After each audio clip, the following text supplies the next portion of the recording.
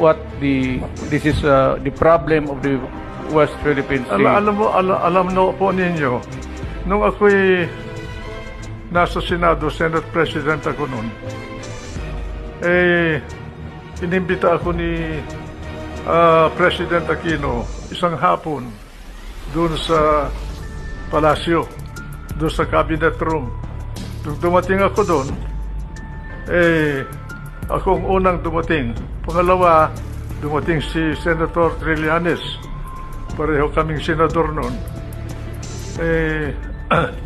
Meron siyang ibinubulong sa akin na treason. Hindi ko naintindihan yung gusto niyang sabihin. Pagkatapos nung dumating na si Albert Del Rosario, kalihim ng Department of Foreign Affairs, at kasama niyang presidente, umupo sila. Binibriefing kami ni Del Rosario tungkol doon sa nangyari sa Scarborough Shoal. At mukhang nagkaroon ng alitan ang pangkat natin at ang pangkat ng China doon. Ngayon, sinabi ni Trillanes na nagpunta siya sa China at kinausap niya yung mga namumuno sa China tungkol doon sa bagay na sa problema na yon.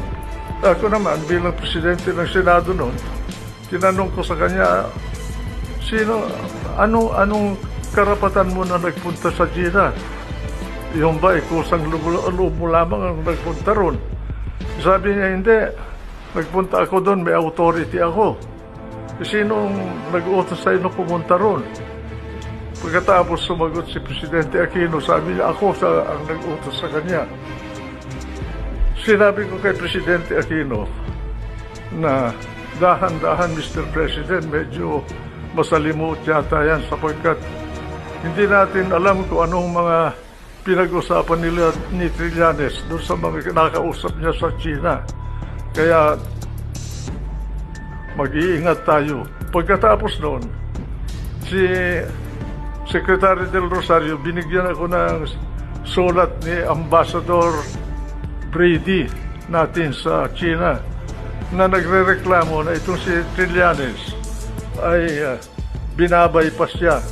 Yung pala, si Trillanes pasok at labas sa China na tila hindi na dumadaan sa immigration dahil inuutosan yata siya ni Presidente Aquino. Kaya sinabihan ko sila na dapat huwag natin gawin yun sapagkat bansa ang nauukol dito. Nagkaroon ng mediation. Ngayon, ang mediator pala doon ay ang Amerika. Ang question ngayon na hindi ko masagot at hanggang ngayon hindi ko alam kung sino ang humingi ng tulong ng Amerika. Ang Amerika ang nag-mediate. Nagkaroon ng kasunduan dahil sa mediation ng Amerika na umatras bawat China at Pilipinas doon sa area ng Scarborough. Sinunod ng Pilipinas yung kasunduan sa ilalim ng mediation ng Amerika pero ang China ay hindi sumunod.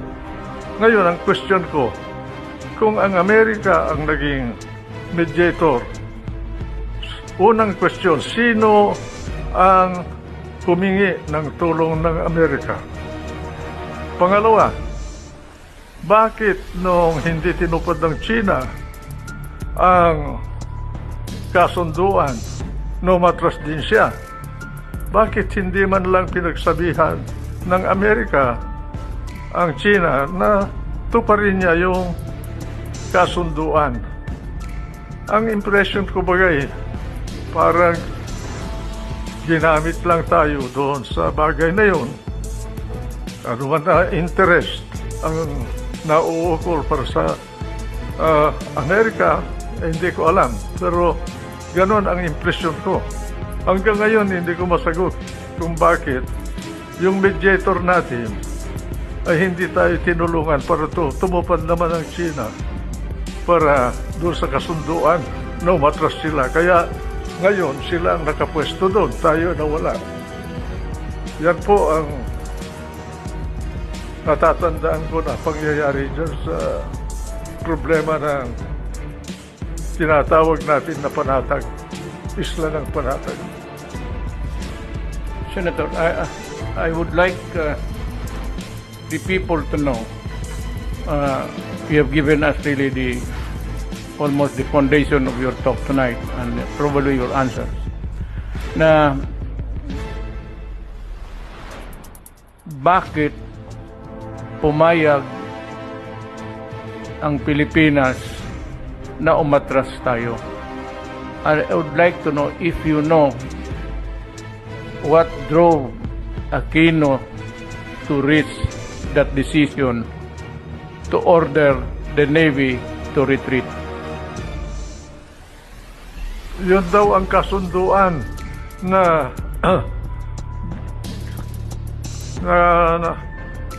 natamo ng dalawang panig sa ilalim ng mediation ng Amerika, Mr. President. Kaya dapat siguro si Albert Del Rosario malaman sa kanya kung sino ba ang bilang Secretary of Foreign Affairs noon, sino bang humingi ng tulong ng Amerika? Si Ambassador Quisha ba? Na siya ang ambassador ng Pilipinas sa Washington noon, o ang mismong palasyo, si Presidente Aquino? Hindi natin alam eh. Ngayon, dahil doon sa pangyayaring yun nagkakuan tayo na nalugi tayo. Dahil umatras tayo, ay China hindi nila mapaalis doon sa lugar na yun. This is really the dilemma of the nation.